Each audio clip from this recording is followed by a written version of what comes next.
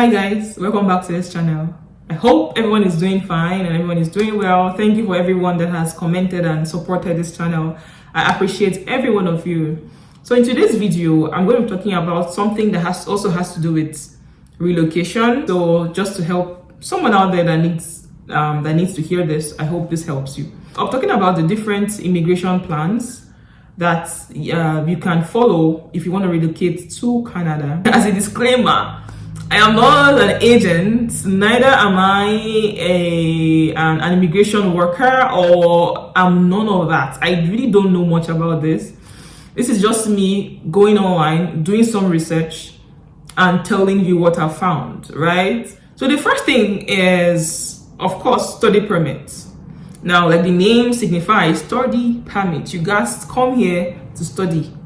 You're not coming here to do anything but just to study. So this is the routes or the routes that students would follow. Now, this is important because I've gotten a couple of people that could have followed a different route telling me that they want to come here to study. I don't think you need to do that. Like, they really do not want to study, but because they want to relocate, they say they want to come here. Since it seems like it's an easy route to apply to relocate, so they want to come as a student. Nah, don't do that. There are different plans or different routes you can follow. Study permit is one of them. Doesn't mean you have to come as a student. The next thing is there is something called the work permit. Now, this work permit, like the name signifies, is the work process. So people can come from Immigrate through with a work permit. Now, I don't have a lot of knowledge about all of these permits, all of these things, but from my understanding of work permit is that there's something called the open work permit and the closed work permit. Now, for example, a job, you might get a job in Canada, right? So you want to come here through the work permit. Now, it depends on if, I don't know how it happens, they give you closed work permit. Closed work permit means that you've gotten a job in a company. Means that you're coming to Canada to do that job in that company. You cannot do any other job in any other company. If you try to do that, then that's something that is illegal, then you can be deported or something like that. So it's a closed work permit in that sense, is that you have to work in that company only specifically. And with the open work permit means that you can come here with a work permit, but you can work in any sector, any company you want to work with. That is fine. So that's what is called an open work permit. Now, with this, I really don't know what is the criteria, the requirements you need to do, we need to have a work permit. You can do your research on that, but that's another route that you can follow to immigrate. You have to know what stage or what state you're under before you apply. You can't just apply as anything. Now, this other one is for people that want to go through the permanent residence. You're coming here as they call it PR, right? Permanent residence.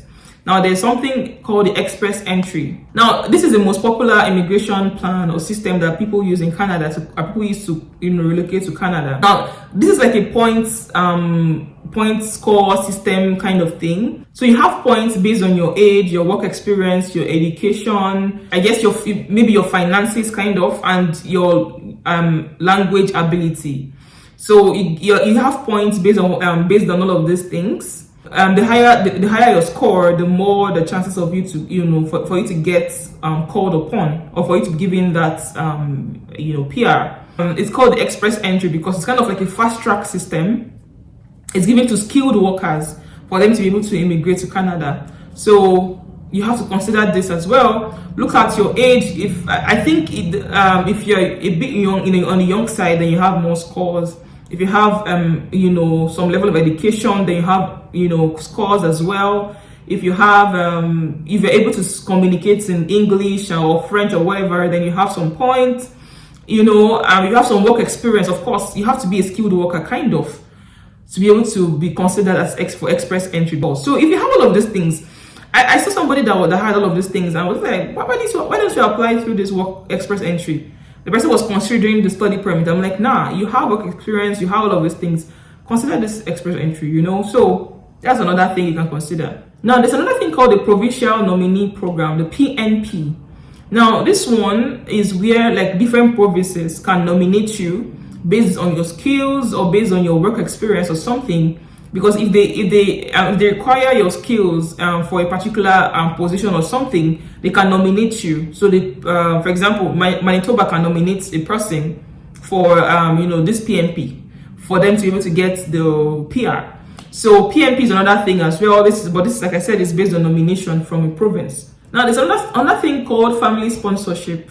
Now this is where people that have been in Canada for a long time, like Canadian citizens or permanent residents, can help to sponsor one of their family members or family relatives, to come into the country. So that's another route. If you know that you have family members that are in Canada that have been here for a while, they can nominate you, or they can sponsor you for you to be able to come here. I don't know the process. You have to research this process, right? You probably need some documents or some things.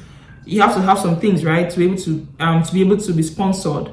But that's one route as well. Family sponsorship is something as well that you can look into. Now, there's something I just saw as well when I did my research. We call it startup program.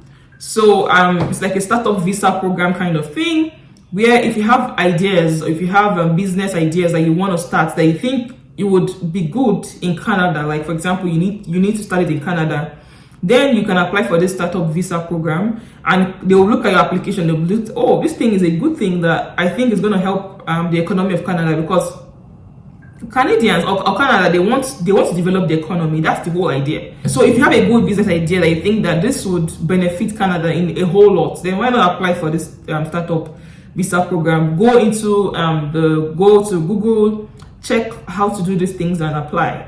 And these things might sound like a big deal, but you'll be surprised that it might not require a lot of things. It might just require just a few things that you need to get, or you can get, or you even have. So you have to just do your research. Don't think it's a big thing. Don't think it's so cumbersome, but it's not. Just do your research and put in your application. Now there's some provinces that have their own program. So I also saw something that has to do with Quebec immigration program. Now, from the name Quebec is a province in Canada as well. So Quebec has their own program where they can, people that want to get there, I think maybe people that want to go into Quebec or something, then they can apply, it's different from the federal program. They can apply into this, and then they'll be, called upon and, go to Quebec. So they have their own, they have what they look at.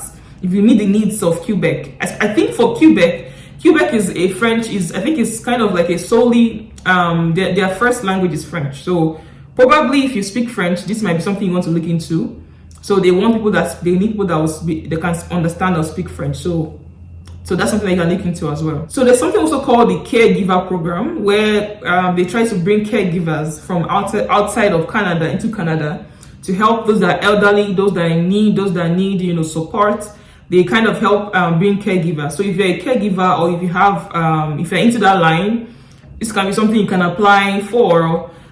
So you can, I'm sure they will give you a preference if you're a caregiver, because this is what's solely for caregivers. So there are also a bunch of other things you can link into. Like, people don't do their research, and this is a problem. So do your research. If you're into a field, do your research. There might be something that, like, Canada needs people. They need people to come into their economy and help them. So if you're into the line of medicine, there might be something that has to do with doctors or something, they probably want to bring doctors into this country or something.